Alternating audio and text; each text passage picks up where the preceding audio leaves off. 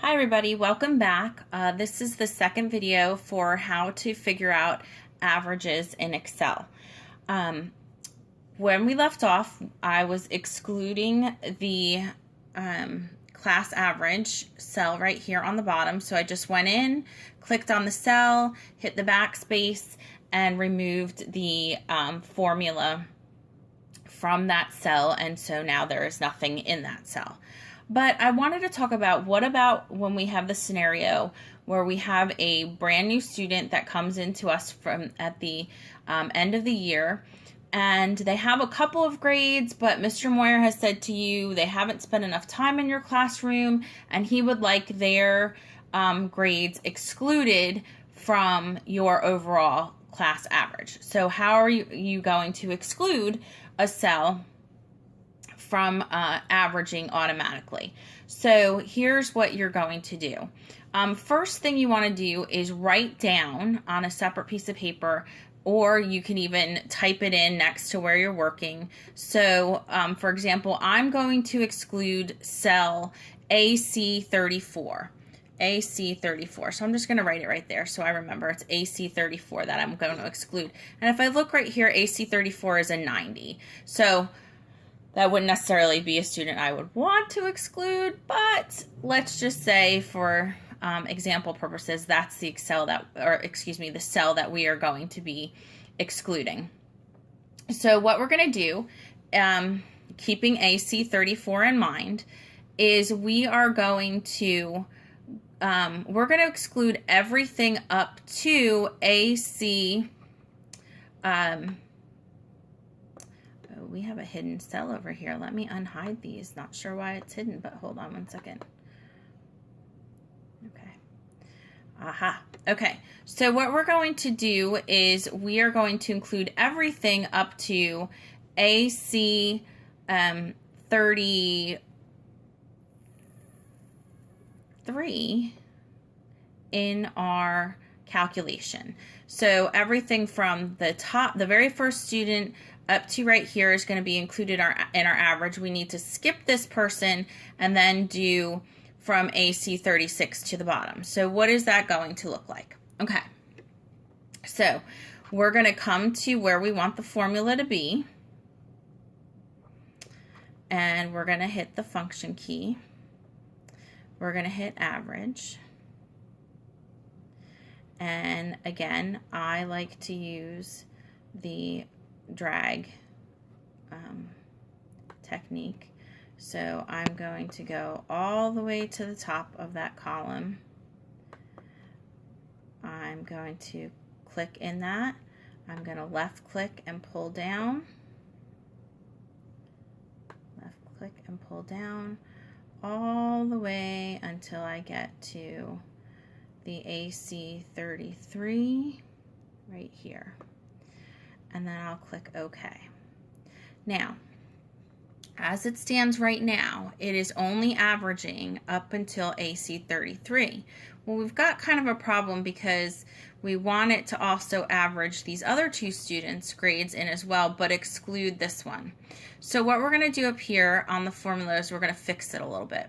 Right now it says it's averaging AC2 through AC33. So now what I'm going to do is put a comma, and I'm going to say I want you to include in that average AC36 through AC39.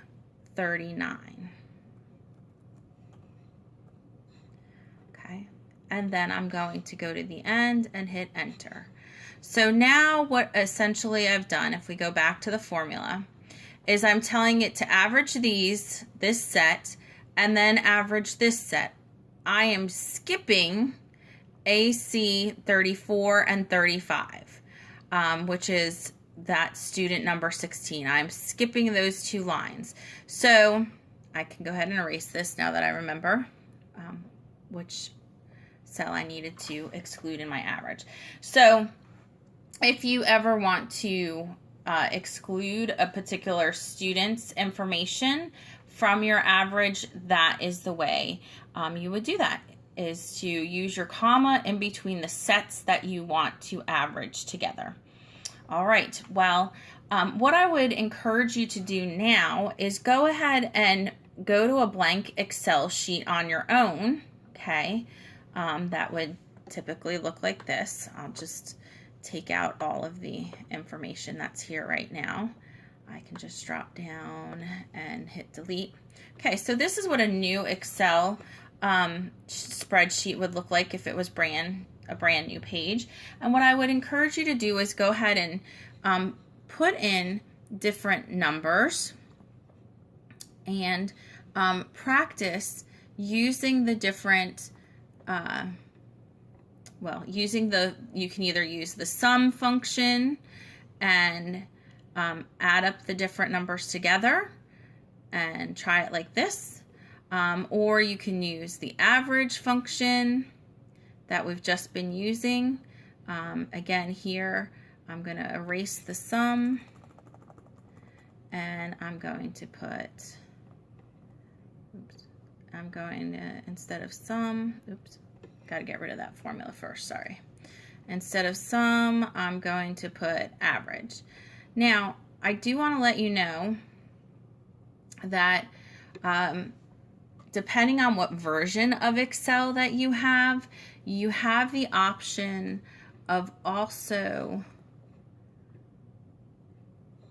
instead of going up to the actual function key and formula box up here, you can actually well,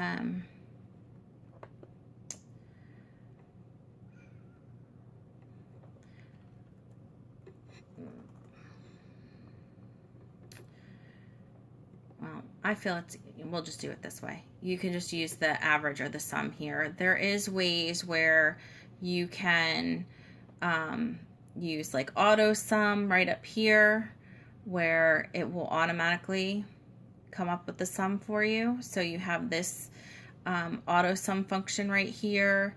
It has an average up here. So this is another, if you're using 2010 Excel, that you can use these functions as well up on the main page up there on the toolbar. So different options for you to use, but I would again go in and look at Excel, at a blank Excel page, and practice doing the different functions. If you have any questions, you certainly know where to find me, and I would be happy to help you with that. So practice auto sum and averaging in Excel. Thanks.